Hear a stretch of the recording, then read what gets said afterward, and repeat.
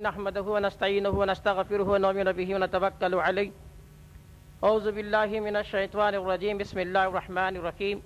قال الله تبارك وتعالى في الكلام المجيد والفرقان الحميد: سبحان الذي أسرى بعبده ليلا من المسجد الحرام إلى المسجد الأقصى. صدق الله العظيم. صدق رسوله الكريم. ونحن على ذلك من الشاهدين والشاكرين والحمد لله رب العالمين. اما بعد، قال النبي صلی اللہ علیہ وسلم: الصلاۃ معراج المومنین. ایک بار درود شریف کا نذرانہ پیش کیجیے گا.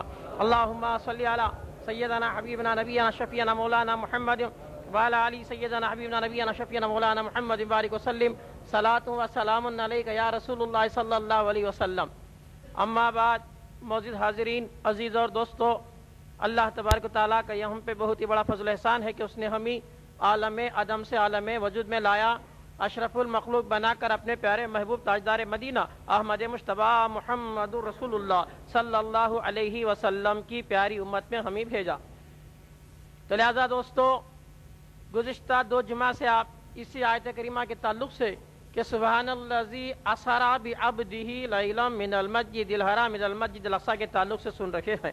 یعنی کہ پاک ہے وہ ذات جو لے گئی اپنے بندے کو راتوں رات مسجد الحرام سے مسجد الاقصی تک. تو لہذا دوستو، معراج النبی صلی اللہ علیہ وسلم کا جو واقعہ ہے یا ذکر جو معراج ہے، یہ معراج کا جو واقعہ، معراج بھی پیارے نبی صلی اللہ علیہ وسلم کے معجزات میں سے ایک معجزہ ہے. گزشتہ جو 2 جمعہ آپ نے اسی کے تعلق سے سن لیا تھا کہ معجزہ کیا ہوتا ہے اور معجزہ کسے کہتے ہیں. نبی کی جھلک ولایت ہے، جبکہ میرا آقا تاجدار مدینہ صلی اللہ علیہ وسلم قیامت تک کے لیے نبی ہیں. جب نبی ہے تو وہ معجزہ بھی ہونا ضروری تھا. تو لہذا دوستو، نبی کی نبوت کو اگر دیکھنا چاہتے ہو تو ولی کی کرامت میں دیکھو. تو لہذا نبی کا زندہ معجزہ قیامت تک کے لیے اولیاء کا وجود ہے. یہاں گزشتہ آپ نے یہاں تک سن لیا تھا. تو آج کی نشست میں آج کا عنوان جو ہے بزم معراج. بزم جو جمی تھے معراج کی، اللہ تبارک و تعالیٰ لا مقام میں جو اپنے پیارے محبوب صلی اللہ علیہ وسلم کو جو بلایا، یہ بزم جو ہوئی، یہ بزم میں کیا کیا ہوا. تو دوستو، بلانا اور ہے، ہو کے جانا اور ہوتا ہے. میلاد اور ہے، معراج اور ہے. میلاد کا جو واقعہ ہوا وہ دن میں ہوا، معراج کا واقعہ جو ہے رات میں ہوا. میلاد کی بزم ہوئی وہ دن میں ہوئی، معراج کی جو بزم ہوئی وہ رات میں ہوئی. مگر دوستو، اور لفظ معراج پہ بھی میں نے گزشتہ بتلا دیا تھا، اب توجہ دیں کہ میرے آقا کو جو معراج ہوئی وہ معراج جسمانی ہے. معلوم ہوا، معراج روحانی نہیں بلکہ معراج جسمانی، جسم کے ساتھ معراج شریف ہوئی. تو اس کا تعلق اسی آیت میں ہمیں مل رہا ہے. جیسا کہ دوستو، پاک ذات لے جانے والا، بزم سجانے والا، بلانے والا کیسا ہے؟ واجب الوجود ہے، مطلق وجود ہے، اس کے سوا کوئی بھی نہیں ہے. وہ بذات ہے، وہ کسی کا محتاج نہیں ہے، وہ مختار ہے نا، وہ قادر کل ہے، مختار کل ہے، وہ سب کچھ رکھنے والا. آخر بزم سجارہ کیوں ہے؟ یہ سب کچھ اسی کا ہے نا. پوری کائنات کا بنانے والا ہے نا. کائنات کا بنانے والا بھی اللہ اور نبی کو پیدا کرنے والا بھی اللہ ہے. کیا نہیں؟ پیارے نبی صلی اللہ علیہ وسلم کو پیدا بھی کیا اور بھیجا بھی اللہ ہی اللہ ہے. خالق کل ہے، سب کچھ رکھنے والا. پھر میرے محبوب کو بلایا، اور بلایا کیوں؟ کیا بزم ہوئی؟ کیسی بزم ہوتی ہے؟ اور دنیا میں بھی کئی بزم ہوتی نہیں، کیا جلسے ہوتے، کئی ایسوسیشن ہوتے، کئی میٹنگز ہوتے ہیں نا بزم کے بھی، دنیا کے بھی. مگر دوستو، ہر بزم ایک طرح نہیں ہوتی ہے. معمولی میٹنگ، پنچایت کی ایک میٹنگ ہوتی ہے، وہ بزم الگ ہوتی ہے نا. اسٹیٹ لیول میں میٹنگ ہوتی ہے، جیسا کہ اسمبلی ہال میں ہوتا ہے، MLAs ہوتی ہے، ایک بزم ہوتی ہے، وہ الگ ہوتی ہے. MP کی میٹنگ بزم ہوتی ہے، الگ ہوتی ہے. تو لہذا تو پوری دنیا کی ورلڈ کانفرنس میں جو ہوتا ہے، UNO میں، یونائٹڈ اسٹیٹ میں ہوتا نا، بین الاقوامی جو کانفرنس ہوتی ہے، وہ بزم الگ ہوتی ہے. ہر بزم کا مقصد بھی الگ ہوتا ہے، اور جیسے بزم کے رہنے والے ہوتے ہیں ویسا انتظام ہوتا ہے. بزم کیا کہ 120 ہے، میٹنگ 120 ہو رہی ہے، بلانا سب کچھ ہے. مگر دوستو، بلانے میں بھی فرق ہوتا ہے، بزم میں فرق ہے. اب جیسا مثال کے طور پہ میں نے ایک جملہ بتا دیا آپ کو کہ معراج رات میں ہوئی، اس کے اندر بہت کچھ راز ہیں. جیسا کہ دوستو، یہ لفظ رات، کہ راتوں رات معراج ہوئی، یہ رات کا لفظ استعمال کیوں ہوا؟ بجائے رات یا دن کہنے کے اگر اتنا بتایا ہوتا کہ اللہ تعالیٰ محبوب کو بلا لیا تو معاملہ صاف تھا کہ کب بلایا کو جانے. مگر یہ لفظ خصوصی طور پہ رات کا ذکر ہوا کہ لیلا راتوں رات بلا لیا، تو معلوم یہ ہوا دوستو لفظ رات اس بات کی دلالت کرتی ہے کہ روح کے لیے نہ دن ہے نہ رات ہے، جسم کے لیے دن اور رات کا تقاضا ہے۔ بھئی روح کے لیے اگر میں روحانی طور پہ گیا تو کیا مطلب روح کے لیے دن بھی نہیں رات بھی نہیں، there is no time، اس کے لیے حد نہیں۔ روح کی حد ہے کیا وہاں؟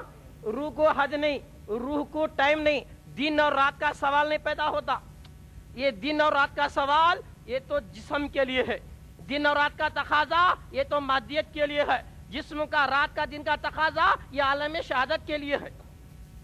تو یہ رات تو رات والا جملہ کہ رات تو رات لے گیا، تو معلوم یہ ہوا دوستو بزرگوں وہ بھی اپنے بندے کو لے گیا، تو بندہ بھی وہ ہوتا ہے کہ خالی روح والا بندہ نہیں بنتا، تو روح کے ساتھ جسم بھی ہو۔ روح اور جسم یہ دو ملنے سے بندہ، تو یہاں اللہ کیا فرما رہا ہے کہ اپنے بندے کو لے گیا۔ تو لفظ عبد بھی یہ بتا رہا ہے کہ میرے رسول کو جو معراج کی بس میں جو بلایا گیا، تو لہذا دوستو وہ جسم کے ساتھ ہے۔ لفظ عبد سے بھی ایک ثبوت ملا کہ جسم بھی ہے روح بھی ہے۔ اور لفظ رات لیلن کے رات تو رات بلایا، تو یہ رات کا تقاضا بھی، یہ رات کی حد و لمٹ بھی یہ روح کے لیے پابندی نہیں ہو سکتی ہے۔ روح کے لیے نہ دن ہے نہ رات ہے، روح کے لیے دن اور رات کی پابندی نہیں ہوتی ہے۔ تو لہذا دوستو یہ جسم کے لیے تقاضا ہوتا ہے کہ دن اور رات والا۔ تو یہ بھی معلوم ہوا کہ رات تو رات لے جانے سے مراد یہ ہوا کہ میرے محبوب کو جسم کے ساتھ لے گیا۔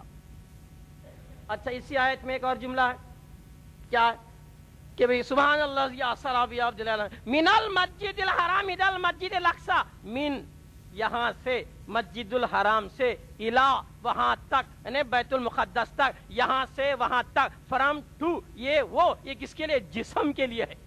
لفظ من اور لفظ الی، من المسجد الحرام الی المسجد الاقصی، کہ مسجد حرام سے مسجد اقصی تک، یہاں سے وہاں تک، یہ تو جسم کے تقاضے ہیں، روح کے لیے نہیں کہ یہاں سے وہاں تک۔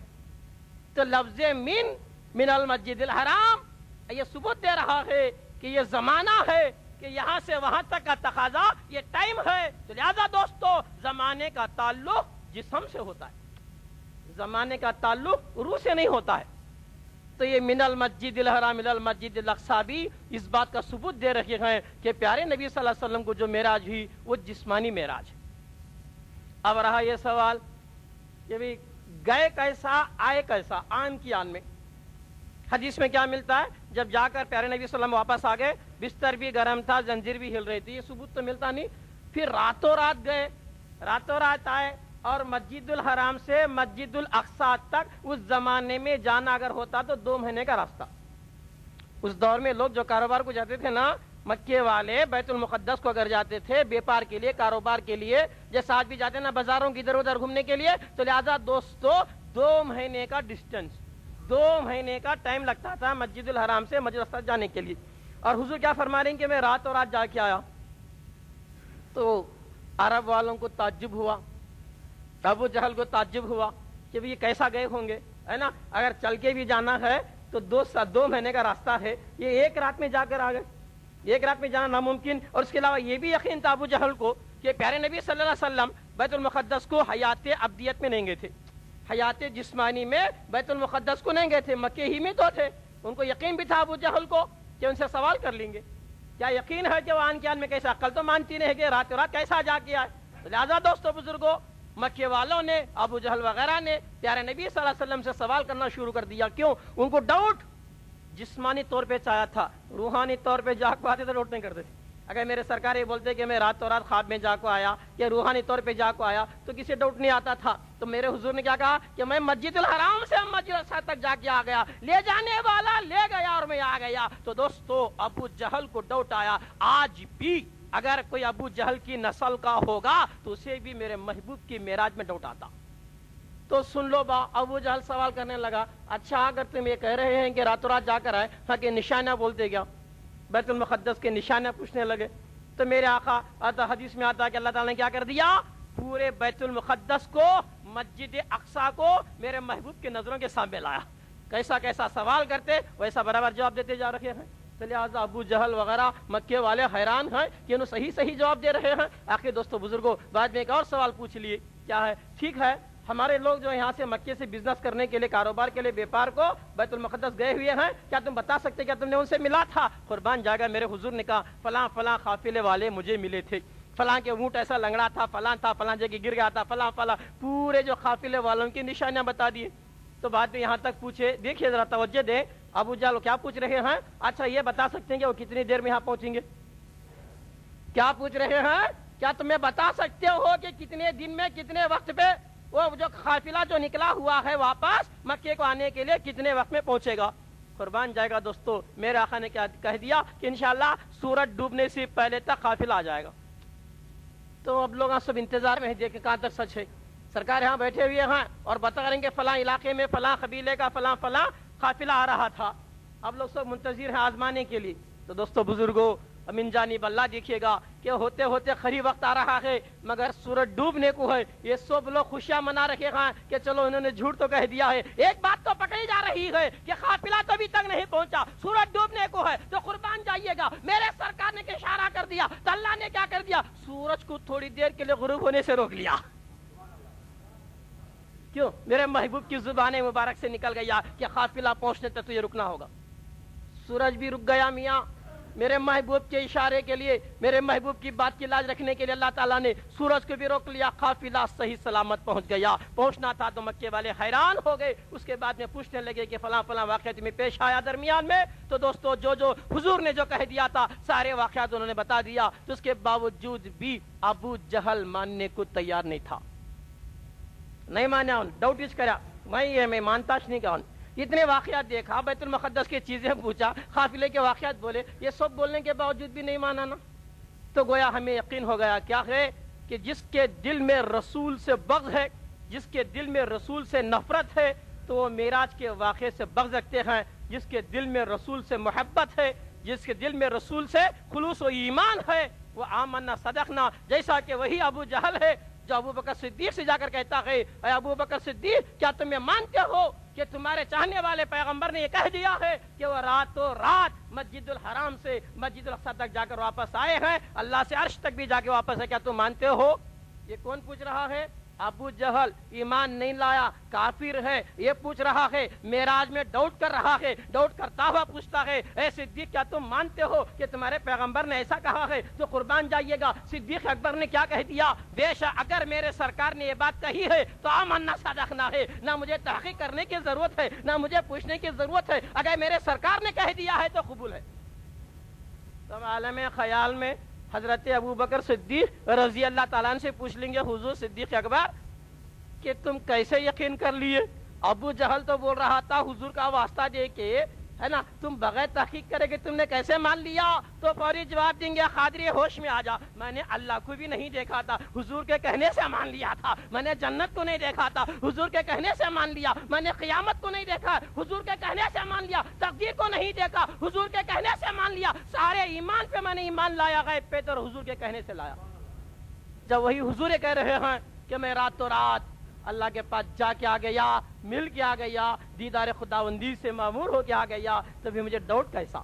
تو دوستو بزرگوں، کسی رسول کی بات پر یقین نہیں ہے، وہی آدمی نبی کے اس معجزے پہ ڈاؤٹ کرتا ہے۔ کسی نبی پر یقین ہے الحمدللہ، وہ فوری معراج کے واقعے کو مانتا ہے۔ تو معراج کا واقعہ جسمانی طور پہ ہوا ہے۔ اچھا، راتوں رات گئے کیسا، آئے کیسا، یہ بھی ذرا ہونا چاہیے، اور وہ بھی قرآن سے ہونا۔ قرآن میں کہاں تو ثبوت دینا پڑے گا کیا کہ یہ چیز آن کی آن میں گئی کیسا اور آئی کیسا؟ تو دوستو یہ بھی پوچھنے والا پوچھ رہا ہے، حق پوچھ رہا ہے، تو کہنے دو اسے بھی۔ تو دوستو، کیا وہ تاریخی واقعے کو بھلا دے گا؟ اسے دعوت فکر ہے سوچنے کے لیے۔ سلیمان علیہ السلام کے زمانے کو سامنے رکھو۔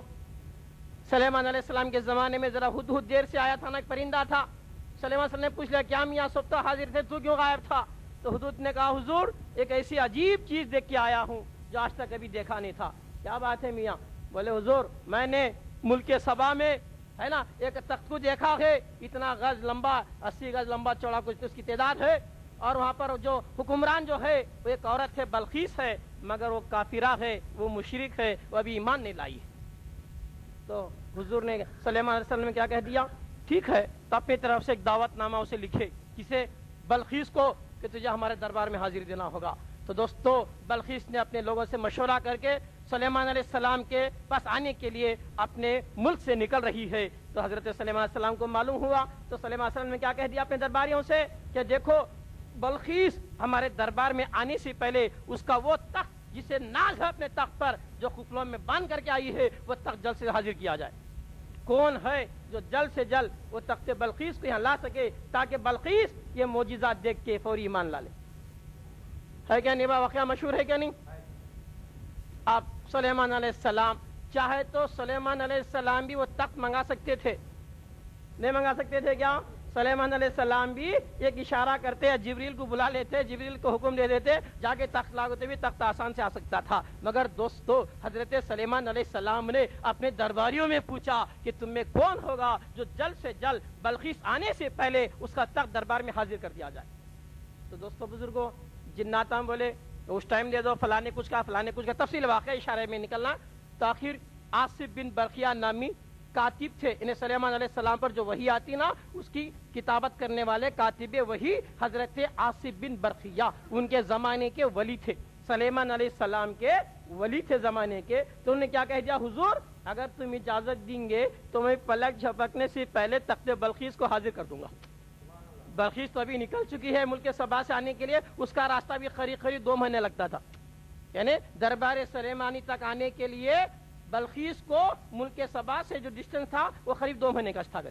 تو لہٰذا دوستو آنے سے پہلے اس کا تخت حاضر ہونا، کچھ تو عجب چیز ہونا نا ایمان لانے کے لیے، ونڈر معجزے دکھانا نا پھر۔ تو لہٰذا دوستو بزرگوں سلیمان علیہ السلام کے امتی نے کہہ دیا، آصف بن برقیہ نے کہہ دیا حضور اگر تم اجازت دیں گے تو انشاءاللہ میں پلک جھپکنے سے پہلے وہ تخت کو لا سکتا ہوں۔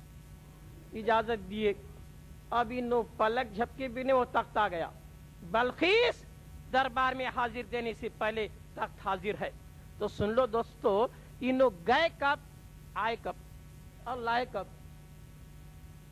تو لوگ بولتے نا حضور کیسا گئے کیسا آئے، گئے کب آئے کب؟ یہ ڈاؤٹ کرنے والوں سلیمان علیہ السلام کی امتی، سلیمان علیہ السلام بھی تو میرے نبی کی امتی، اللہ اللہ میرے رسول پوری کائنات کے لیے رسول، رسول جمعیہ میرے سرکار خدا کے بھی رسول، خدائی کے بھی رسول، عرش والوں کے رسول، فرش والوں کے رسول، انسانوں کے رسول، جناتوں کے رسول، رسولوں کے رسول۔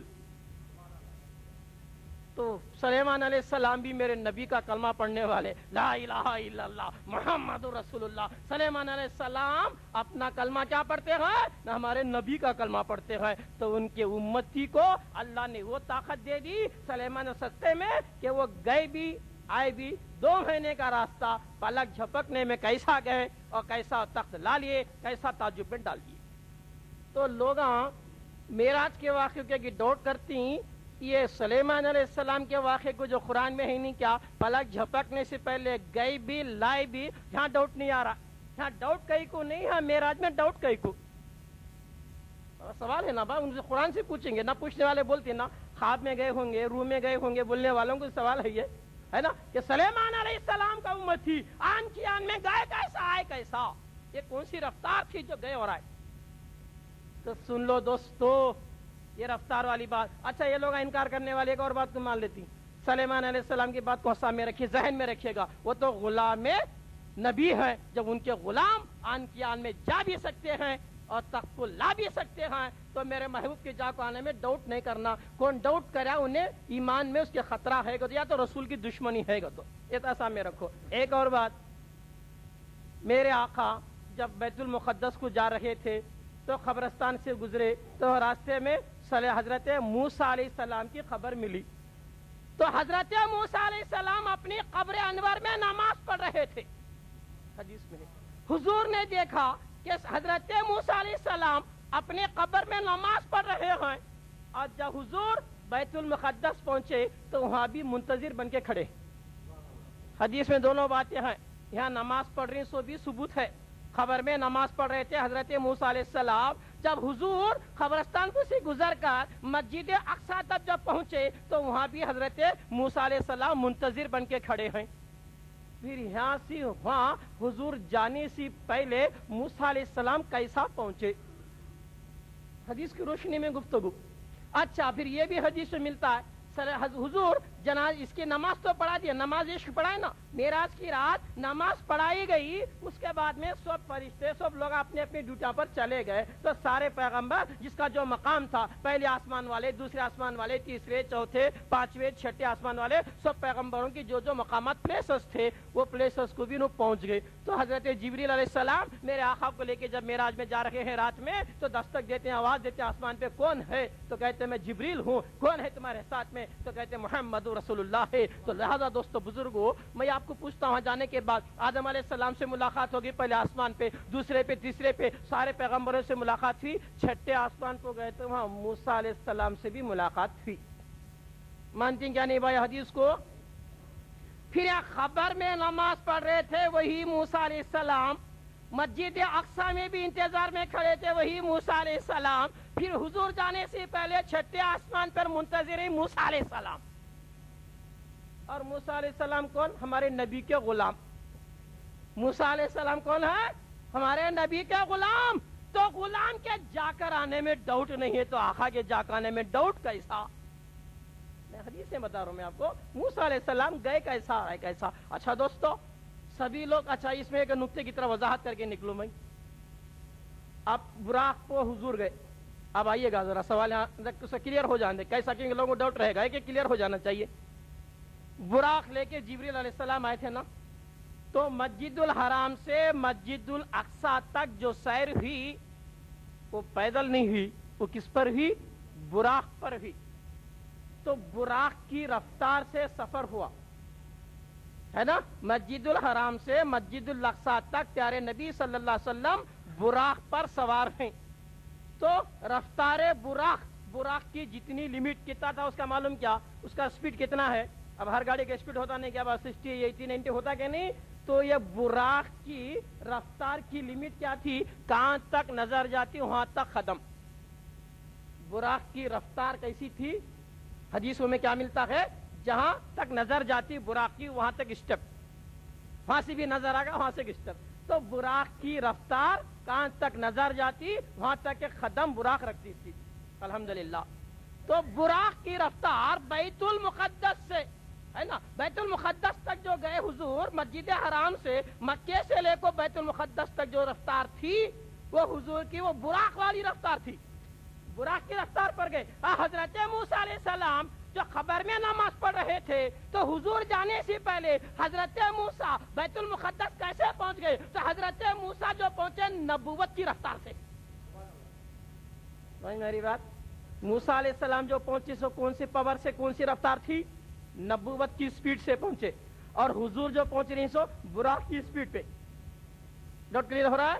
میرے حضور براق کو جا رہی سو، نبوت کے پاور سے نہیں جا رہی، نبوت کی سپیڈ سے رفتار نہیں ہو رہی ہے۔ میرے حضور جو سواری پہ جو جا رہے ہیں وہ براق کی رفتار سے جا رہے ہیں، اور موسیٰ علیہ السلام جو اپنی قبر انور میں جو نماز پڑھ رہے تھے وہاں سے جو نکلے تو وہ نبوت کی رفتار سے بیت المقدس پہنچے۔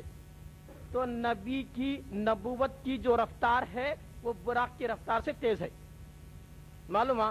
اچھا، اور اس کے علاوہ میرے آقا بیت المقدس میں نماز پڑھانے کے بعد پھر اوپر جو سدرۃ المنتہا تک جو گئے وہ بھی براق پر گئے، ہے نا۔ اور یہ سارے پیغمبر نیچے جو اوپر سے نیچے جو آئے تھے نماز پڑھنے کے لیے، الحمدللہ، آدم علیہ السلام سے لے کر عیسیٰ علیہ السلام تک جتنے پیغمبر جو اپنے اپنے مقاموں پر ہے، کوئی آسمانوں میں اول میں، دوسرے چھٹے آسمان پر کوئی ہے، تو سارے پیغمبر جو اپنے اپنے مزاروں میں جو آرام کر رہے تھے وہ تمام کے تمام پیغمبر بھی جسم کے ساتھ عالم شہادت میں بیت المقدس میں میرے محبوب کا انتظار کرتے کھڑے تھے۔ ادھر جب نماز ہو گئی تو میرے حضور جانے سے پہلے وہ پیغمبر اپنے اپنے مقام پر پہنچے تھے، تو نبی سے پہلے وہ کیسا پہنچے؟ تو سن لو دوستو، وہ جو پیغمبر پہنچ گئے حضور سے پہلے وہ نبوت کے پاور سے پہنچ گئے۔ میرے آقا جو سفر کر رہے تھے براق کے پاور سے، معلوم ہے کیا صاحب؟ اچھا، یہ تو ہو گئی بات حضرت یہاں تک کلیئر۔ واپس جو آئینے میرے سرکار کیسا آئے سو آئینے تک جانے تک کا سب مانتی، آنے تک کا بھی ماننا۔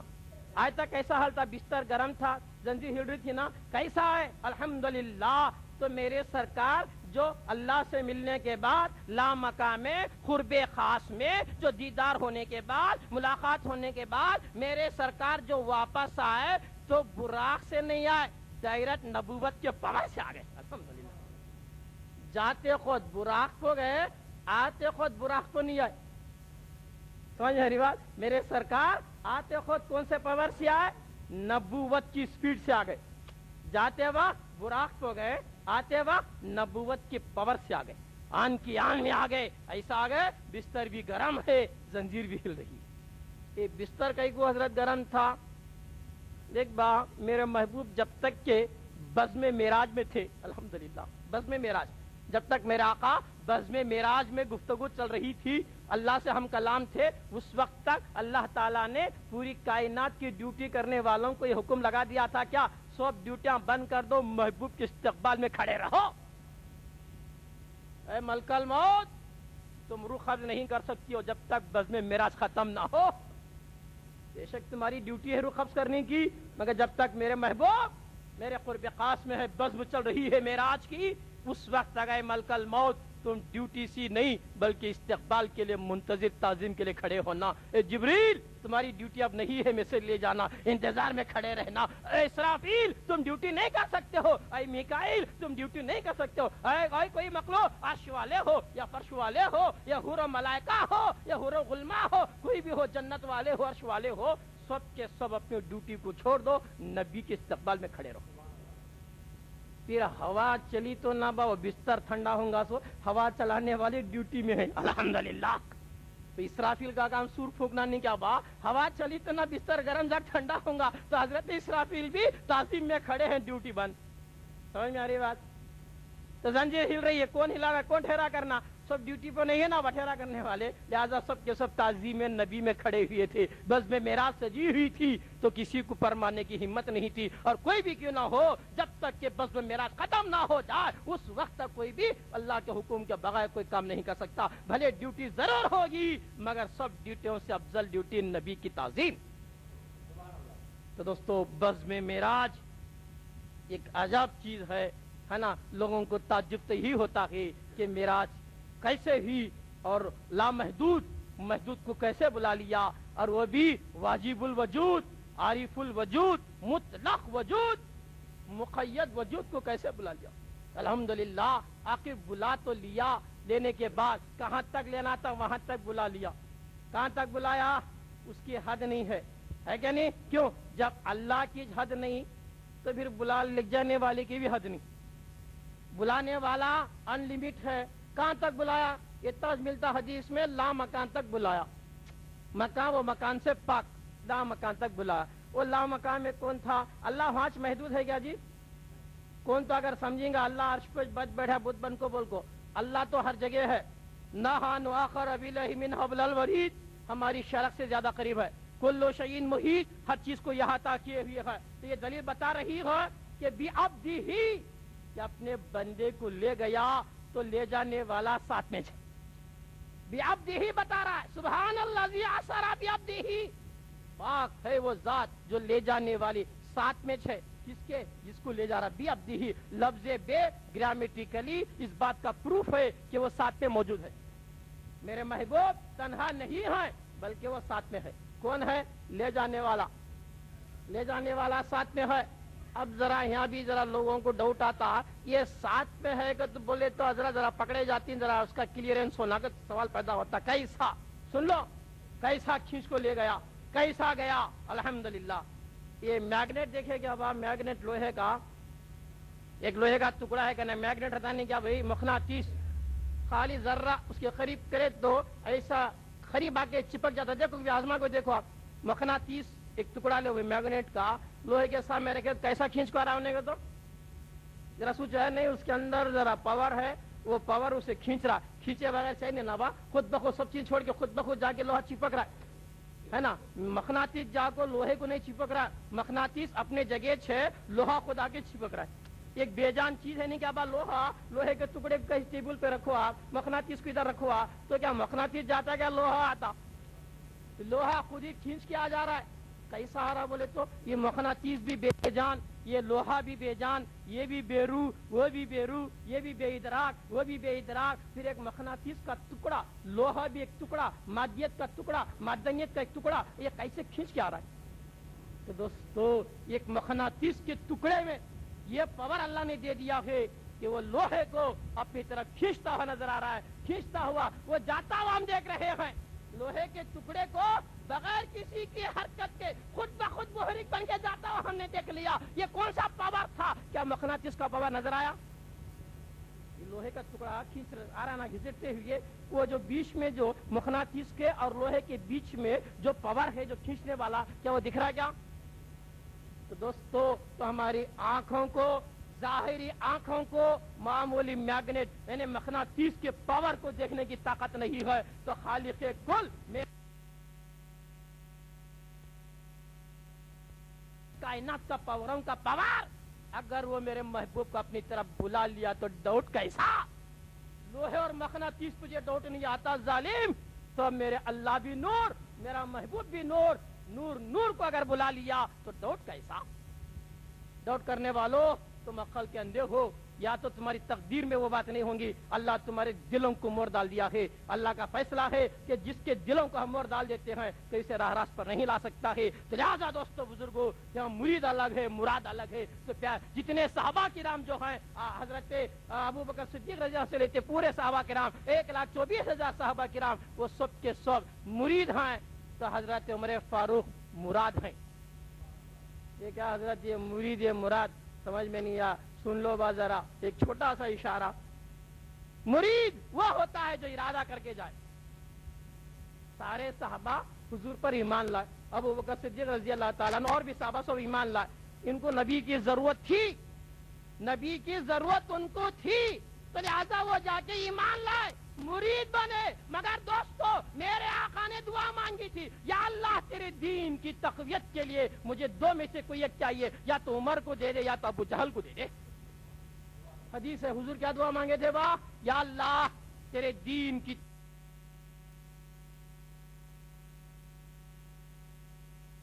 دین کو پھیلانے کے لیے مجھے دونوں میں سے ایک ہونا، یا تو ابو جہل کو دے یا تو عمر فاروق کو دے۔ تو اللہ تعالیٰ پر رکھ دیا فیصلہ، دونوں میں ایک ہونا، دو نہیں ہونا۔ حضور کیا فرما رہے ہیں؟ اللہ دونوں میں سے ایک مجھے دے، یا تو ابو جہل کو دے یا تو عمر کو دے، تاکہ دین کو تقویت کا کام مل سکے۔ تو دوستو اللہ تعالیٰ نے وہی عمر فاروق رضی اللہ تعالیٰ عنہ ہے، ننگی تلوار لے کے نکلے تھے حضور کو قتل کرنے کی غرض سے، مگر دوستو اللہ نے ان کے دل کو پھیر دیا تو فوری وہ کلمہ پڑھ لیے۔ تو لہذا دوستو سارے صحابہ مرید ہیں، عمر فاروق مراد ہیں۔ میرے سرکار نے پہلے سے انہیں مانگ لیا تھا، تو لہذا انشاءاللہ کون نبی کو مان رہا نہیں مان رہا۔ آئندہ جمعہ بھی ایک اور معراج کی ٹاپک رہتی ہے، آج کا بزم معراج پوری طرح سے مکمل نہیں ہو سکا، انشاءاللہ آئندہ بھی اسی آیت کریمہ کو لے کے آگے بڑھیں گے۔ اس کے علاوہ دوستو ایک ضروری اعلان یہ بھی ہے، آپ لوگوں کو معلوم ہو جائے الحمدللہ یہ رجب کا مہینہ بڑا برکت کا مہینہ، تو شہر چتل درگا کی خبر پانی کے انتظام کے لیے الحمدللہ اب تمام حضراتوں کی نیک تمناؤں کا اللہ تعالیٰ نے علاج رکھ لیا کہ وہاں پر پانی 2.5 انچ پانی پڑا، 2.5 انچ پانی پڑا ہے نا، بور میں پانی پڑ چکا ہے، تاکہ سب کی سہولت کے لیے پانی اللہ نے دے دیا ہے۔ تو مگر اب ضرورت اس بات کی ہے، پانی تو پڑ گیا ہے، اس کے لیے کچھ مشین بٹھانا، موٹر وغیرہ کا انتظام کرنا ہے۔ یہ کار خیر ہے، ثواب جاریہ کا کام ہے، اللہ دیتا سب کو ہے دولت مگر سب سے لیتا نہیں ہے۔ تو لہذا دوستو تم بھی اس میں حصہ لے کر اگر قبرستان میں جو بور ڈالے ہیں وہ قوم کے لیے ہے، مخلوق کے بھلے کے لیے ہے، وہ بور ڈالنے کا انتظام تو ہو گیا، اور اس کے موٹر کے لیے پائپوں کے لیے اگر آپ بھی اس میں دامے درمے خدمے سخنے حصہ لے کر اگر اللہ من الشیطان الرجیم بسم اللہ الرحمن الرحیم قال اللہ تبارک و تعالی فی الکلام المجید فرقان الحمید سبحان الذی اسری بعبده لیلا من المسجد الحرام الى المسجد الاقصى صدق اللہ العظیم صدق رسولہ الکریم ونحن ولا ذلك من الشاہدین والشاکرین والحمد للہ رب العالمین۔ اما بعد قال قال النبی صلی اللہ علیہ وسلم الصلاۃ معراج المؤمنین۔ ایک بات درود شکر پیش کیجیے گا، اللہم صلی علی سیدنا حبیبنا نبینا شفیعنا مولانا محمد وعلی آل سیدنا حبیبنا نبینا شفیعنا مولانا محمد بارک وسلم صلاۃ و سلام علیک یا رسول اللہ صلی اللہ علیہ وسلم۔ اما بعد معزز حاضرین عزیز اور دوستو، اللہ تبارک و تعالیٰ کا یہ ہم پہ بہت ہی بڑا فضل احسان ہے کہ اس نے ہمیں عالم عدم سے عالم وجود میں لا کر اپنے پیارے محبوب تاجدار مدینہ احمد مجتبیٰ محمد رسول اللہ صلی اللہ علیہ وسلم کی پیاری امت میں ہمیں بھیجا۔ تو لہذا دوستو آج کی یہ جمعہ ہے، یہ رجب المرجب کی آخری جمعہ ہے، یہ چوتھی جمعہ ہے مسلسل آپ نے اس مہینے کی پہلی جمعہ سے اسی آیت کریمہ کے تعلق سے سن رہے ہیں کہ پاک ہے وہ ذات جو لے گئی اپنے بندے کو راتوں رات مسجد الحرام سے مسجد الاقصی تک۔ سبحان الذی، پاک ہے وہ ذات، پاک ذات لے گئی، کسے لے گئی؟ اپنے بندے کو لے گئی، بحیثیت بندے کے لے گئی، بحیثیت نبی کے نہیں لے گئی، بحیثیت رسول کے نہیں لے گئی، اور نہ ہی بحیثیت انسان کے بھی نہیں لے گئی۔ انسان کے حیثیت سے بھی لے جا سکتا تھا، مگر دوستو انسان کے حیثیت سے بھی نہیں لے گیا۔ الرحمن علم القرآن خلق الانسان علمہ البیان، کہ انسان کامل اگر کوئی دھرتی پر ہے تو پیارے نبی صلی اللہ علیہ وسلم کی ذات مبارکہ ہے۔ تو دوستو بحیثیت انسان کے بھی نہیں بلایا، اور نہ ہی بحیثیت رسول عبد کے رسول کی حیثیت سے بلایا، اور نہ ہی نبی کی حیثیت سے بلایا، مگر لے گیا تو کیا حیثیت سے لے گیا؟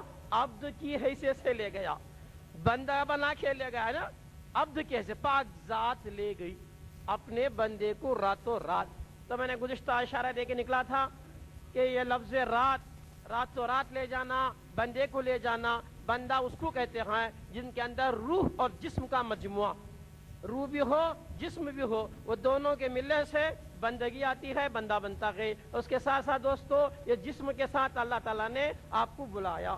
اور دوسری بات یہ تھی راتوں رات، یہ لفظ رات اور دن کا تقاضا یہ مخلوق کے لیے ہوتا ہے، خالق کے لیے زیبا نہیں ہے۔ اللہ کے لیے نہ رات ہے نہ دن ہے، اللہ کے لیے نہ زمان ہے نہ زمانیت ہے، اللہ ان تمام قیود سے پاک ہے۔ اللہ نہ زمانے والا، اللہ نہ مکان والا، اللہ ان تمام قیدوں سے پاک ہے۔ مگر دوستو جب یہ کہا جا رہا ہے کہ رات تو رات لے گیا، تو رات کا تعلق یہ اللہ کی ذات کے لیے نہیں ہو سکتا، یہ تو مخلوق کے لیے ہو سکتا ہے۔ تو معلوم یہ ہوا کہ اللہ تبارک تعالیٰ نے اپنے محبوب کو بحیثیت عبد یعنی کہ جسم کے ساتھ معراج میں بلایا۔ اب یہ سوال یہ نکلا کہ جب اللہ تعالیٰ اپنے محبوب کو اپنا جب دیدار دکھانا ہی تھا تو اوپر بلا کے ہی کیوں دکھایا؟ قرب خاص میں عرش اعلیٰ پہ بلایا، ساتوں آسمانوں کی سیر کرایا، جنت کی سیر کرایا، دوزخ کی سیر کرایا، تمام چیزیں موجود ہیں، ہے نا؟ تو دکھانا ہی تھا تو جہاں چاہے وہاں دکھا سکتا تھا، مگر اوپر بلا کے ہی کیوں دکھایا؟ آج اس نقطے کو حل کر لیں کہ اوپر ہی کیوں بلایا جبکہ اللہ ہر جگہ ہے۔ اور ہم یہ شریعت کے روح سے یہ بھی نہیں کہہ سکتے کہ اوپر والا دیکھ رہا ہے نیچے والا، اوپر والا بھی بولنا یہ غلط ہوتا ہے، کیونکہ اوپر والا ایک ہوا تو نیچے والا کوئی دوسرا ہوگا۔ تو لہٰذا دوستو یہ اوپر والا یہ نیچے والا یہ اللہ کی ذات کے لیے زیبا نہیں دیتا ہے، کیونکہ اللہ تو ہر جگہ ہے۔ یہ اوپر والا نیچے والا تمیز جو عوام سمجھنے کے لوگوں نے کہتے ہیں، مگر دوستو ازروی شریعت اوپر والا دیکھ رہا بلکہ بننے کے بجائے اللہ تعالیٰ دیکھ رہا ہے، اللہ تعالیٰ سن رہا ہے، یہ صحیح رہتا ہے۔ اوپر والا نیچے والا یہ تمیز نہیں ہونی چاہیے، کیونکہ اوپر والا بولنے سے قید ہو جاتا ہے کہ اللہ اوپر ہی ہے کیا نیچے نہیں ہے کیا۔ تو دوستو بزرگوں کہ جب اللہ تبارک تعالیٰ پیارے نبی کو بلا لیا بحیثیت عبد کے، کہاں؟ اپنے قرب خاص لا مقام میں بلایا۔ اوپر ہی کیوں بلایا جبکہ نیچے بھی تو اللہ ہے؟ اللہ نور السماوات والارض، اللہ پوری زمین آسمان میں اللہ ہی کا نور ہے۔ فسما وجہ اللہ، جدھر دیکھو اللہ کا چہرہ ہے۔ کلو شہید محیط، اللہ ہر چیز کو گھیرا ہوا ہے۔ نحانو اقرب الیہ من حبل الورید، اللہ تو ہماری شرک سے بھی زیادہ قریب ہے، اتنا قریب وہ ہے، ہر جگہ وہی ہے۔ صدر بلایا کیوں؟ اوپر کی قید کیوں؟ بلا لیا، عرش سے بھی آگے بلا لیا، سدرہ سے بھی آگے بلا لیا۔ تو سن لو دوستو، یہ اس میں خیر یہ ہے کہ اللہ تو ہر جگہ ہے، مگر جگہ کی بھی تاثیر ہوا کرتی ہے، جگہ کا بھی مرتبہ ہوا کرتا ہے، جگہ کی بھی نسبت کے تقاضے ہوا کرتے ہیں۔ آپ بتائیں گے حضرت جگہ والی بات کیسی؟ تو سن لو دوستو، یہ پوری کائنات اللہ تعالیٰ کی ہے، زمین اللہ ہر جگہ ہے کیا نہیں؟ تو مگر ہم مسجد کو بیت اللہ بولتے ہیں، کیا بولیں گے؟ مسجد اللہ کا گھر، کعبہ اللہ کا گھر۔ پھر یہ اللہ کا گھر جو محدود کریں کہ مسجد کو اللہ کا گھر کہتے ہیں، یہ کیوں کہہ رہے ہیں کہ اللہ خالی مسجد میں محدود ہے؟ اللہ تو ہر جگہ ہے۔ مگر دوستو سمجھو، دو اوپن سائٹس اگر ہیں، دو اوپن جگہ ہیں، میں گھر بھی بنا لیا، مسجد بھی، اسی اینٹ سے اسی چنے پتھر سے میں نے چار دیواری بنا لی اپنے رہنے کے لیے، ہے نا, اسی نسبت سے مسجد بول کے مسجد کا نام دے کے مسجد کے لیے بھی بنا دیے. چار دیواری ادھر بھی اٹھ گئی ادھر بھی اٹھ گئی, وہی چننا ہے, وہی پتھر ہے, وہی اینٹ ہے, وہی بنانے والا بھی ایک ہی اللہ ہے, وہی منزل ہے. مگر دوستو جب چار دیواری بننے کے بعد ہم نے نسبت دے لیا یہ مسجد ہے تو پوری قانون بدل گیا. جب مسجد کا نام دیا گیا تو وہ خانے خدا ہو گیا. تو میرے گھر میں رہنے کی جگہ پہ وہی ہے, میرے پڑوس میں اگر مسجد ہے, مسجد کی دیوار میں میرا گھر ہے, مگر جو آداب مسجد کے ہوں گے وہ آداب میرے گھر کے نہیں ہوں گے. تو گھر میں ہنس سکتا ہوں, مسجد میں ہنسوں گا تو قبر میں اندھیرا ہوگا. کیا بات ہے صاحب, قانون کیوں بدل رہا ہے؟ ایک ہی دیوار تو آڑی ہے, جب تک دو کھلی جگہ تھی قانون الگ تھا, اوپن پلیس تھا, قانون الگ تھا. چار دیواری جب بنا دیے, بنانے کے بعد اسے نسبت دیے کہ یہ اللہ کا گھر مسجد. مسجد کا قانون آتش کئی چیزیں بدل جا رہی ہیں, ہے نا, وہی چنتر ہے نا, کوئی الگ چیز مسجد میں ہم نہیں لگائے. جو مکان کے لیے میں میرے گھر کے لیے جو اینٹ پتھر استعمال کیا تھا وہی مسجد کے لیے بھی, مگر خالی نسبت دینے سے قانون بدل گیا, جگہ کا اثر بدل گیا. وہ جگہ معتبر ہوگی, بزرگ والی ہو گئی, ہے نا دوستو. مسجد میں نماز پڑھنا اور ثواب ہے, گھر میں نماز پڑھنے کا ثواب اور ہے. اور مسجد کے قانون میں اور بھی قانون بدل گیا. یہ چار دیواری بنانے کے بعد, نسبت دینے کے بعد, اگر تم مسجد میں کھانا بھی چاہتے ہو تو اعتکاف کی نیت کرنا ہوگا. مسجد میں سونا بھی چاہتے ہو اعتکاف کی نیت کرنا ہوگا. اگر میرے بازو ہی گھر ہے, مسجد کے بازو میرا مکان ہے, تو گھر میں اعتکاف کی نیت ضروری نہیں ہے. گھر میں اعتکاف کر کے کھانے کی ضرورت نہیں ہے. مسجد میں آ جاؤ گے تو اعتکاف کی نیت سے کھانا ہوگا, گھر میں کھاؤ گے تو اعتکاف کی نیت کی ضرورت نہیں ہے. تو قانون بدل رہا ہے, جگہ ایک ہے, نسبت سے قانون بدل گیا. تو بھی کیا اللہ یہاں محدود ہے کیا؟ مسجد کی چار دیواری میں کیا اللہ کو محدود کر سکتے ہو؟ تو اللہ ہر جگہ ہے, مگر اسے بیت اللہ, اللہ کا گھر, خانے خدا کیوں کہتے ہو؟ الحمدللہ نسبت دینے سے نا. تو اور جگہ کی نماز, جیسا محلے کی مسجد میں نماز پڑھے تو الگ ثواب, جامع مسجد میں نماز پڑھے تو الگ ثواب. کیا حضرت مسجد وہ دیواروں وہ نسبت دے دیے, ہے نا, محلے کی مسجد میں نماز پڑھنے کا ثواب الگ, جامع مسجد میں نماز پڑھنے کا ثواب الگ, مکے کی مسجد میں نماز پڑھنے کا ثواب الگ, مدینے میں نماز پڑھنے کا ثواب الگ, بیت المقدس کی مسجد میں نماز پڑھنے کا ثواب الگ. مسجد تو وہی مسجد ہے, مگر نسبت کی وجہ سے درجے بلند ہو رہے, ثواب بھی بدل رہا ہے. نہیں با, مسجد حرام میں نماز پڑھو گے ثواب الگ ہے کیا نہیں, مدینے میں جا کو نماز پڑھو ثواب الگ, بیت المقدس میں ثواب الگ. کیوں حضرت؟ وہ قرآن پڑھے جو ہمارے چتل درگ کی جامع مسجد میں جو نماز میں قرآن پڑھے, ہم وہی علم کا سورہ, وہی سورہ اخلاص قل هو اللہ پڑھے, تو وہی 2 رکعت کی نماز مدینے میں پڑھیں گے تو ثواب بدل گیا, ہے نا. کعبۃ اللہ میں پڑھے ثواب بدل گیا. کیوں؟ نسبت کی وجہ سے اس کا درجہ بلند ہو گیا. تو اسی طرح دوستو بزرگوں, سب ایک طرح ہو نہیں سکتے ہیں. جب یہ چار دیواری کی اینٹ اور پتھر سے ہم نے نسبت دے لی تو یہ مسجد میرے گھر کے برابر نہیں ہو سکتی ہے. میرا گھر ہے اور مسجد ہے. مسجد اللہ کا گھر ہے, اور جس کو نسبت نہ دی جائے وہ مخلوق کا گھر ہے. وہاں کا قانون الگ ہے, یہاں کا قانون الگ ہے. تو اسی طرح دوستو بزرگوں, اللہ تبارک تعالیٰ بھی میرے محبوب کو جہاں چاہے اپنا دیدار کرا سکتا تھا, مگر قرب خاص میں بلانے کا مقصد الگ ہے, وہاں کا مرتبہ الگ ہے, وہاں کا ثواب الگ ہے. اس وجہ سے ڈائریکٹ بھی نہیں بلایا. بلاتا تو میراج کو بلایا تھا نا, ڈائریکٹ بلا لے جانا تھا نہیں, تو پھر مسجد حرام تک لے گیا کہ نہیں, مسجد حرام تک لے گیا, مسجد حرام سے مسجد اقصی تک لے گیا, ہے نا. یہ مسجد سے وہ مسجد تک لے گیا. مگر دوستو بزرگوں, جب یہاں لے گیا ہے تو کیسے لے گیا؟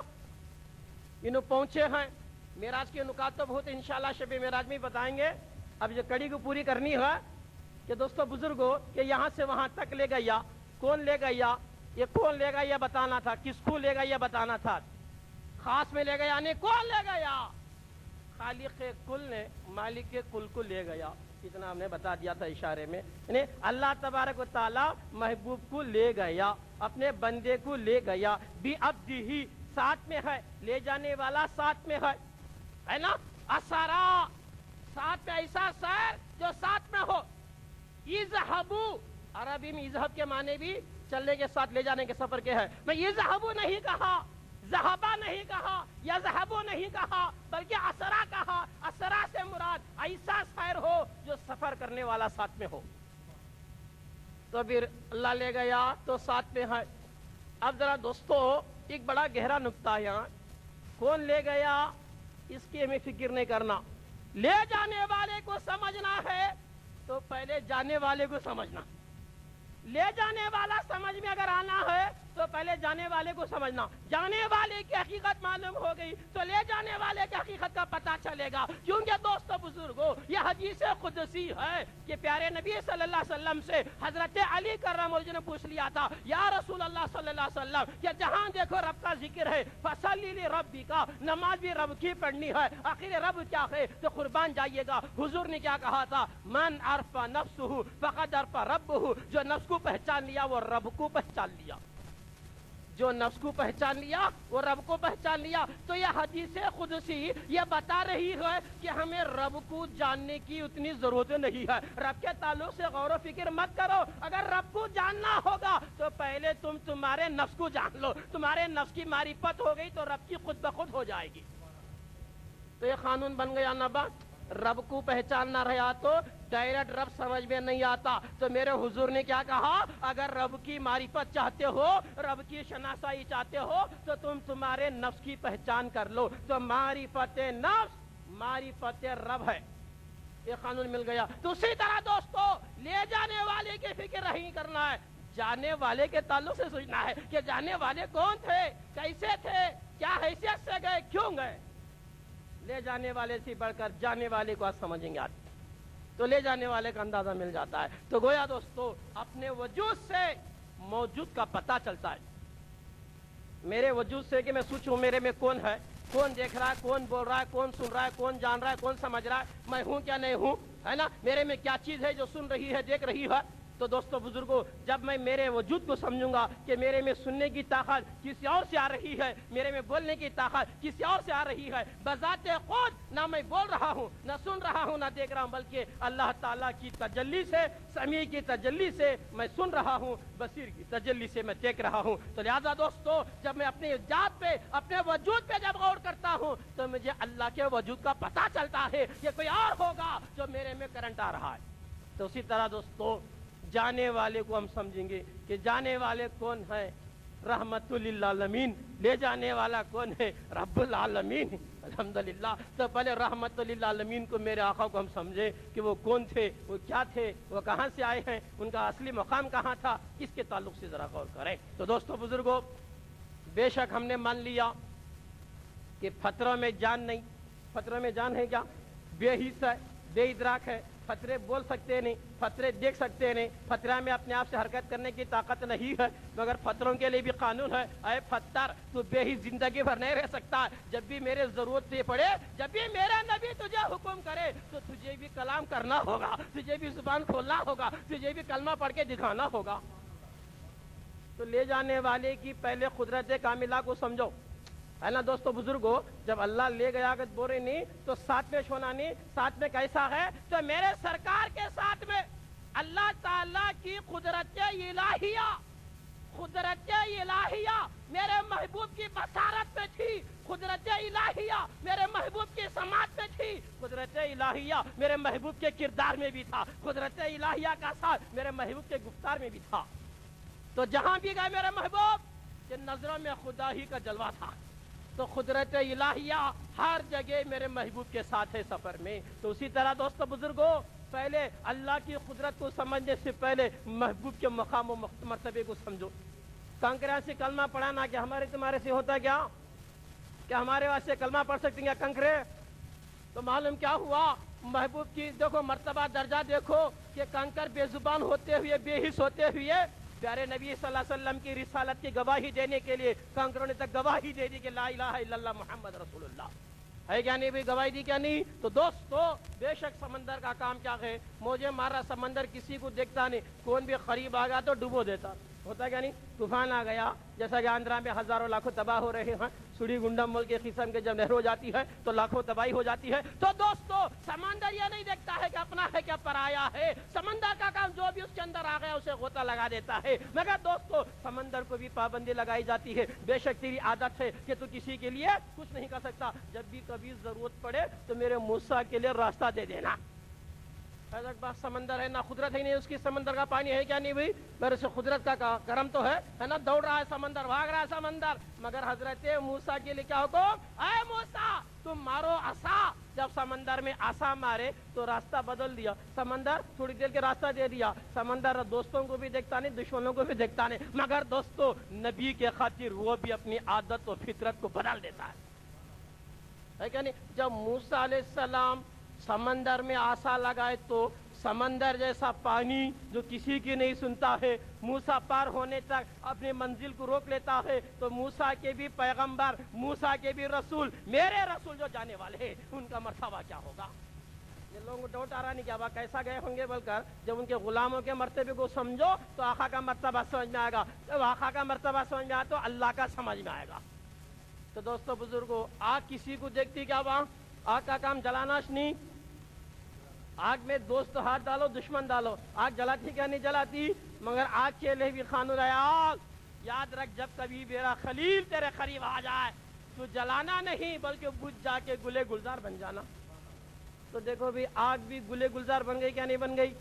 ابراہیم خلیل آ گئے تو ابراہیم علیہ السلام بھی میرے رسول کے غلام, میرے رسول کے غلام خلیل اللہ, جب خلیل اللہ کے لیے آگ بجھ سکتی ہے, گلے گلزار بن سکتی ہے, تو پھر میرے آقا کا مرتبہ کیا ہوگا. تو دوستو بزرگوں, تو اسی طرح پیارے نبی صلی اللہ علیہ وسلم کا مرتبہ بہت ہی بلند و بالا ہے. اور ایک ایسا دیکھو دوستو بڑا کمال والا اللہ, اب ہر چیز قبول کرنے والا اللہ نہیں, کیا بھی کرنے والا اللہ نہیں, کیا بھی فاعل حقیق اللہ نہیں. اللہ بولتا ہے محبوب جب کبھی گنہگار تمہاری بارگاہ میں آ جائیں تو تم کیا کرو, ان کے تمام مالوں کو, ان کے دعاؤں کو تمہیں قبول کر لو, تمہیں قبول کر لو. خوزو بھی ہم والے قبول کر لو, اے محبوب تم قبول کر لو. یا اللہ قبول کرنے والا تو ہے, مگر محبوب کے پاس کیوں بھیج رہا. اور جگہ جا کو کہاں تو ہمیں بھیک مانگے تو کیا تو مانگے تو ہم نہ ڈر کیا بولتی گی کیا نہیں کی دیتی گی جھڑکتی گی. کہاں تو بھی جا کو کیا تو پوچھے, چندہ پوچھے, کیا کہ پوچھے, ضرورت کو پوچھے, تب نہ ڈاؤٹ کیا وہ ایک چھوڑ کو دوسرا بولے تو عزت جاتی بھی جان جاتی کہتے. مگر دوستو اللہ تعالیٰ نے بھی ایک ایسا در رکھا ہے, اس در والے کو یہ حکم ہے کیا, وَأَمَّا السَّائِلَ فَلَا تَنْهَرْ, اے محبوب جب کبھی کوئی سائل تمہارے پاس آ جائے اسے جھڑکنا نہیں بلکہ اسے دے دینا. اے دیکھ اور دروں پر جھڑکے جانے کا ڈاؤٹ ہے, ایک محبوب کا ایسا در ہے کہ وہاں جو بھی جائیں گا جھڑکا نہیں جائیں گا, کیا مانگا تو بھی دینا. سائل کیسا سائل, خالی دنیا پوچھنے والا, یہ پابندی نہیں لگا دنیا پوچھنے والے آئے تو بھیک مانگنے والے آئے تو بول کو سوال نہیں, کیسا بھی سائل, کیسا بھی سائل تمہارے در پہ آ گیا, چاہے وہ دین ماننے والا ہو, چاہے وہ دنیا کا مانگنے والا ہو, چاہے آخرت مانگنے والا ہو, چاہے دولت مانگنے والا, یا پابندی نہیں ہے, جو بھی مانگنے والا تمہارے در پہ آتا ہے, اے محبوب اسے مت چھڑکو بلکہ نوازو. یا اللہ دینے والا تو تھا, پھر یہ محبوب کو مختار کیسے بنا رہا ہے کہ جو بھی وہاں گیا لے لو. تو حکم کیا ہے محبوب کے لیے, جو بھی تمہارے در پہ آ گیا اسے نواز دینا نہیں جھڑکنا. یہ مت دیکھو کافر آیا, یہ مت دیکھو مشرک آیا, یہ مت دیکھو غدار آیا, یہ نہیں دیکھا وفادار آیا, اتنا کہا جو بھی مانگنے والا آیا. وَأَمَّا السَّائِلَ فَلَا تَنْهَرْ, جو بھی مانگنے والا سائل تمہارے در پہ آ گیا, اے محبوب یہ نہیں دیکھنا ہے اپنا ہے یا پرایا, جو بھی تمہارے تک آ گیا اسے اس کے کیا سوال ہے کہ اسے نواز دو. تو بتاؤ دوستو اللہ رب العالمین تو میرا محبوب بھی رحمت للعالمین ہے, ایسی رحمت والا ہے. کافروں نے بھی فائدہ اٹھایا میرے محبوب سے, چرندوں نے فائدہ اٹھایا, پرندوں نے اٹھایا, درندوں نے اٹھایا, آسمان والوں نے اٹھایا, زمین والوں نے اٹھایا, ہر کائنات کی مخلوق نے میرے نبی سے فائدہ اٹھایا اور اٹھا بھی رہے ہیں. تو لہذا دوستو پیارے نبی صلی اللہ علیہ وسلم کے مرتبے کو سمجھنا ہمارے لیے بہت مشکل ہے. کیوں, وہ سب کچھ دینے والے, سب کچھ دینے والے. بعض لوگ جن کی عقل نادانی ہے وہ کہتے ہیں کہ نہیں بھی اللہ سے مانگنا, حضور کے پاس جا کو نہیں مانگنا, مانگے تو شرک ہوتا. یہاں اللہ بول رہا جا کے مانگو. وَأَمَّا السَّائِلَ فَلَا تَنْهَرْ, اے محبوب جو بھی سائل تمہارے در پہ آ گیا اسے مت جھڑکو, دے دو. تو کون دیتے ہیں, تو میرے محبوب کے پاس سب کچھ ہے, عرش کا بھی ہے, فرش کا بھی ہے, ہر عالم کا ہے. کیوں, مانگنے کی جب قید نہیں ہے تو دینے کی بھی قید نہیں ہے. مانگنے والا کہاں کا مانگتا کیا معلوم, یہ پابندی نہیں ہے مانگنے والے کو کہ تو نیچے کا مانگ, ادھر کا مانگ, ادھر کا مانگ. جب مانگنے والے کو پابندی نہیں ہے تو معلوم ہوا کہ دینے والے کو بھی پابند نہیں کر سکتے. ہاں تو میرے دوستوں, میرے بزرگوں, میرے سرکار کے پاس سب کچھ ہے, شرط ہے مانگنے والے کی. کیسا مانگیں گے, वैसा देंगे। तो उसी तरह दोस्तों बुजुर्गों, ये मेराज की रात में भी ये मसले हल होते हैं। क्या है? अल्हम्दुलिल्लाह, मेराज का वाक़या नहीं होता, बस में मेराज नहीं होती तो हमें हकीकत खुदावंदी को समझने में दुश्वारी होती थी। तो मेरे महबूब का मर्तबा मकाम क्या बाला है, अल्हम्दुलिल्लाह अल्हम्दुलिल्लाह। ये देखो मेरे दोस्तों, सबके भी हाथा हैं, मगर चांद को भी पाबंद कराया गया है। चांद, मेरा महबूब एक इशारा करे टुकड़े भी होना, हुआ क्या नहीं भाई? एक इशारे से डूबा सूरज वापस आया क्या नहीं? कंकरों ने कलमा पड़ा नहीं? हाथों से चश्मा जारी हुआ नहीं? मुर्दे को जिंदा करे या नहीं? तो दोस्तों, हर मखलूक पे मेरे महबूब की रहमत दरकार है। तो मालूम यह हुआ कायनात का जर्रा जर्रा मेरे महबूब की रहमत का मोहताज है। तो दोस्तों बुजुर्गों, तो उसी तरह मेराज में कौन ले गए, वो कौन ले गए सो बात देख लेंगे। जाने वाले को देखो कि जाने वाला कितनी कमाल वाला है, जाने वाले में कितने कमालात अल्लाह दे रखा है, जाने वाले में कितना पावर है। अल्हम्दुलिल्लाह, यहाँ तक अल्लाह भी कहते हैं महबूब तुमको इख्तियार है कि जो भी गुनाह करेगा तुम उसे पाक करो, तुम्हें साफ करो। अल्लाह तू पाक करने वाला नहीं, तू साफ करने वाला, गुनाह हम तेरा करे मगर महबूब की बारगाह में क्यों भेज रहा है? तो लिहाजा दोस्तों, अल्लाह ये सबूत देना चाहता है, देखो तुम्हें जो भी काम करो जब तक महबूब की सनद नहीं मिलेगी, महबूब जब तक कबूल नहीं करेंगे मैं भी नहीं करूंगा, रिजेक्टेड। तब हमें क्या बोल रहे हैं? हर चीज डायरेक्ट अल्लाह के पास करे। अल्लाह क्या बोल रहा है? डायरेक्ट मेरे पास नहीं, ना महबूब की बारगाह में चले जाओ, है ना? जब भी तुम गुनाह करे, जब भी अगर कोई हमसे गलती सर हो गई तो हमें डायरेक्ट अल्लाह के पास नहीं जाना। अल्लाह तू देगा बोलने का हमने हक नहीं, क्या बोलना? ए मालिक हम गुनहगार हैं, तुझे मुंह दिखाने के काबिल नहीं हैं, हम बंदे जरूर हैं, हम गंदे हैं, तूने हमें सब कुछ दे रखा था, हम तेरे हुक्म के नाफरमानी किए हैं, तो लिहाजा मालिक के मौला तेरे महबूब के सदक़ो तुफैल में हमें माफ कर दे। या अल्लाह तेरे प्यारे नबी सल्लल्लाहु अलैहि वसल्लम के ज़ात मुबारका के सदक़े में, उनकी निस्बत के सदक़े में अल्लाह तो हमको माफ़ कर दे। अगर ये दुआ मांगेंगे तो अल्लाह क्या करेगा? हमारे वास्ते नहीं तो नहीं, हमें तो हैं गुनहगार सरापा, अल्लाह ताला महबूब की निस्बत के खातिर हमारे गुनाहों को माफ़ करेगा। मालूम है दोस्तों बुजुर्गों, उसी तरह जब एक बार हज़रत जिब्रील अलैहिस्सलाम तो हुजूर की बारगाह में जब मेराज वाली बात आ गई थी, बुराक वाली बात, तो आखिर हुजूर सोचते हैं या अल्लाह बखैर मेरे लिए तो सवारी का इंतजाम होगा, मेरी उम्मत का क्या होगा? मलकल मौत जब आएगी तो मेरी उम्मत का हाल क्या होगा? तो दोस्तों बुजुर्गों, अल्लाह का हुक्म, जिब्रील तुम कहो, प्यारे नबी से कहो 40 दिन पहले भी अगर उनका उम्मती तौबा करेगा तो मैं कबूल कर लूंगा, उसकी मग़फ़िरत कर दूंगा। नहीं, फिर हुजूर फरमाते हैं जिब्रील मेरी उम्मत कैसे पैसे अवाम को पैसे कैसे पता चलेगा कि मेरी मौत 40 दिन में आने वाली है? तो हुक्म हुआ 1 महीना पहले भी अगर वो दुआ मांगेगा तो कबूल कर लूंगा, उसके गुनाह को माफ कर दो। महीने का इल्म भी तो नहीं होगा, 1 हफ्ते में भी अगर वो मग़फ़िरत की दुआ मांगेगा तो अल्लाह बोलेगा मैं बख्श दूंगा। अगर हफ्ते का भी इल्म नहीं हुआ, सकरात की नज़ा के हालत से पहले भी अगर तुम्हारा उम्मती तौबा करेगा तो मैं उसे माफ कर दूंगा। बोले अगर वो भी उसे नसीब नहीं हुआ तो अल्लाह कहता है कह दो जिब्रील मेरे आका से कह दो अगर वो सांस रहने तक भी तौबा नहीं किया, बाद सांस की तुम्हारी शफाअत पे फैसला रखूंगा। देखो वह उम्मत मोहम्मदी को घबराने की जरूरत नहीं है, कोशिश तो पहले ये करो तौबा इस्तग़फ़ार करते रहो, महबूब की निस्बत से दुआ मांगते रहो। महबूब की निस्बत जितना हम नक़वी होंगी इंशाअल्लाह उतने हमारे तमाम चीजें बनेंगे, हमारे गुनाह माफ होंगे। तो लिहाजा दोस्तों बुजुर्गों, तो ले जाने वाली जात हमेशा साथ में है, तो मेरे महबूब के साथ में है। वो कैसे है? मेरे महबूब की समात में वही है, बसारत में वही है, किरदार में वही है, गुफ्तार में वही है, अफ़ाल में वही है, अक़वाल में वही है, आसार में वही है, सब कुछ वही साथ में है। वरना दोस्तों जिसे जभी तो अल्लाह ने कह दिया है कि मैं तुम्हारे साथ में हूँ। ऐ महबूब तुम्हारा पत्थर फेंकना तुम्हारा नहीं मेरा फेंकना है। तो महबूब का फेल अल्लाह का फेल है, महबूब का हाथ यदुल्लाह अल्लाह का हाथ है, महबूब का चेहरा वजूहुल्लाह अल्लाह का चेहरा है, महबूब का नूर नूर अल्लाह है। तो गोया दोस्तों आप अल्लाह को देखने का रहा तो हमें कहाँ देखना? अल्लाह तो हम ना दिखता नहीं, देखने की ताकत नहीं, तो बल्कि देखना होगा तो महबूब में देखना होगा, प्यारे नबी सल्लल्लाहु अलैहि वसल्लम में देखना होगा। तो अल्लाह की कुदरत को भी देखना है तो महबूब के मोजिज़े में देखो। दोस्तों बुजुर्गों, प्यारे नबी सल्लल्लाहु अलैहि वसल्लम से जितना हमें उनसे मोहब्बत होगी उतना हमें राज खुलेगा। मेराज का वाक़या बड़ा ही अनमोल वाक़या है। इन्हें मेरा मोजिज़े तो बहुत से मोजिज़े हैं, मगर ऐसा मोजिज़ा है जो इंसान की अकल दंग रह जाती है। क्यों? आन की आन में जाना, आन की आन में आना, गए कैसा आए कैसा, ये बड़ा सीक्रेट वाली बात है दोस्तों बुजुर्गों। और गए मेरे महबूब तो बुराक को गए, किसको गए बा? बुराक को गए। आए कैसा? बुराक को नहीं आए, गए बुराक पर, आए बुराक से नहीं, जाते हैं बुराक के पावर से। آتے ہیں نبوت کے پاور سے، نبوت کے پاور سے ریٹرن ہو گئے. تو اسی وجہ سے باپ بستر بھی گرم تھا، زنجیر بھی ہل رہی تھی، ہے کیا نہیں واقعہ؟ تو کیسے؟ تو دوستو بزرگوں، جب تک میرے نبی بزم معراج میں تھے تو فرشتوں کو حکم تھا ملک الموت جب تک میرے محبوب واپس اپنے منزل پر نہ جائے کسی کی روح قبض نہیں کرنا.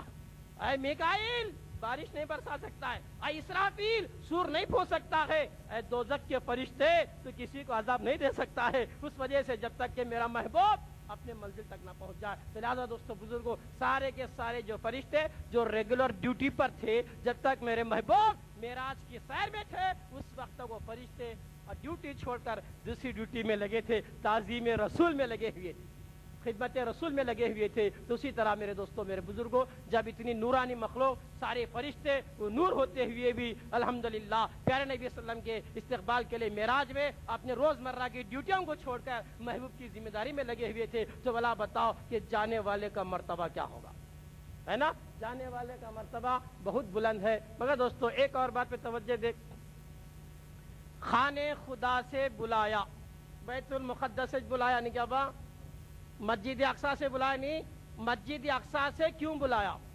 اس کا بھی تھوڑا سا راز ہے، اس کا بھی کھل لے دوستو. اور بلایا تو کیسے بلا لیا؟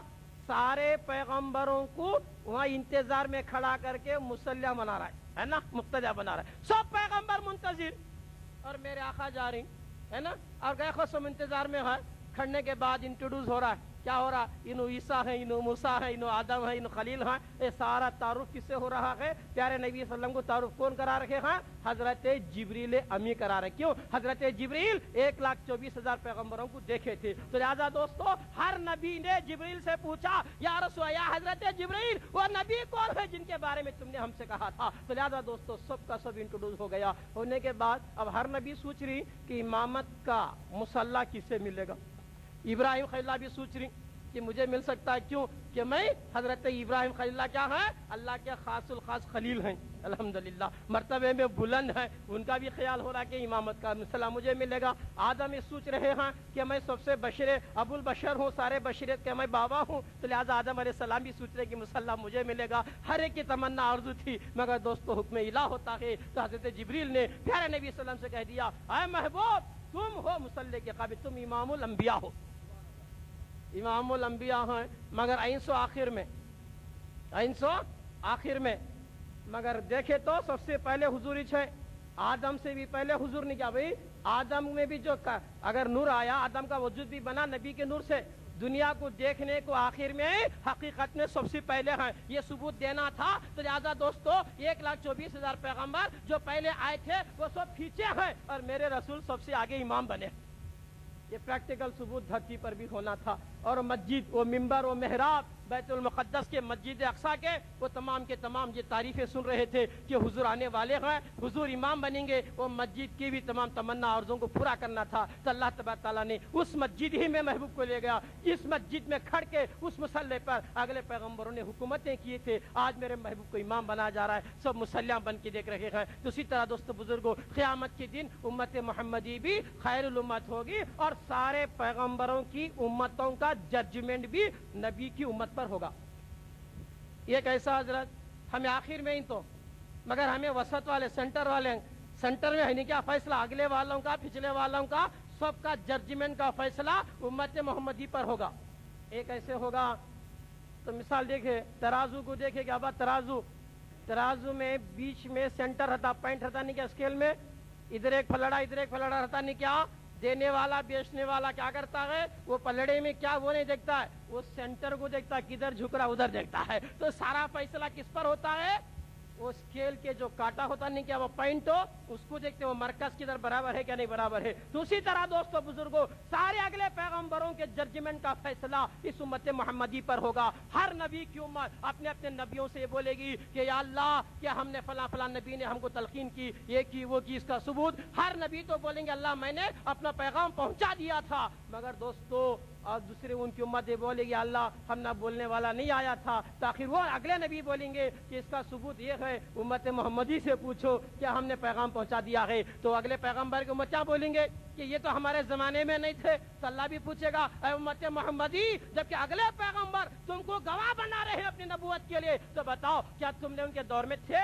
تو اگلے آج کے ہماری امت محمد یہ کہہ دے گی کہ یا اللہ ہم تو اس دور میں نہیں تھے مگر ہمارے سرکار نے کہا ہے کہ ہر پیغمبر برحق ہے ان پہ ایمان لانا ہے، ہم نے ایمان لایا ہے اور ہر نبی نے اپنی اپنی امت کو اپنا اپنا پیغام سنایا ہے۔ تو آخری فیصلہ اگر ہوگا اگلے پیغمبروں کی امت کا تو امت محمدیہ کی گواہی پر ہوگا، تو لہذا دوستو بزرگوں امت محمدیہ بہت ہی اہم امت ہے، خیر الامت ہے، یہ پیارے نبی صلی اللہ علیہ وسلم کی نسبت کی وجہ سے ہے۔ جب امت میں اتنی عظمت آئی ہے تو محبوب کی نسبت سے آئی ہے، تو پھر محبوب کی عظمت کا عالم کیا ہوگا؟ تو دوستو بزرگوں اسی طرح سے میرے دوستو میرے بزرگوں معراج میں بہت سی واقعات ہیں، انشاءاللہ میں معراج کی رات میں ذکر معراج بھی بتاؤں گا، بزم معراج بھی اب تک تو 4 جمعہ میں آپ نے سن لیا، یہ اختتامی کڑی تھی یہ جو میں نے آج کی جمعہ آپ کے سامنے رکھا ہے۔ انشاءاللہ عظیم آئندہ اتوار کے دن شب معراج کا جلسہ ہوگا اس جامعہ مسجد میں، انشاءاللہ ٹھیک 10 بجے رات میں اذان ہوگی عشاء کی اور 10:30 بجے جماعت ہوگی، تو نماز کے بعد انشاءاللہ تھوڑی دیر کے لیے بیان بھی ہوگا معراج کے تعلق سے، اور اس کے بعد میں انشاءاللہ اسی مسجد میں 1.25 لاکھ کی ذکر کی مجلس کا انعقاد بھی رکھا گیا ہے، انشاءاللہ 1.25 لاکھ کی ذکر کی مجلس بھی ہوگی، تو لہذا تمام حضرات سے مؤدبانہ گزارش ہے کہ آپ تمام حضرات اتوار کی رات کو جامعہ مسجد میں ٹھیک وقت مقررہ پر 10 بجے ضرور تشریف لائیے گا، ایک تو نماز بھی ہوگی انشاءاللہ، معراج کا بیان بھی ہوگا اور ذکر کی مجلس بھی اس دن عمل میں آئے گی۔ اور دوسرا یہ بھی ایک اعلان بھی ہے دوستو بزرگوں، آپ لوگوں کو معلوم ہونا چاہیے کہ جامعہ مسجد کے تعلق سے میں نے 2-3 جمعہ پہلے بھی بتا دیا تھا کہ یہاں پر پانی کے انتظام کے لیے ایک ٹینکی بنائی گئی ہے سہولت کے لیے، اور گزشتہ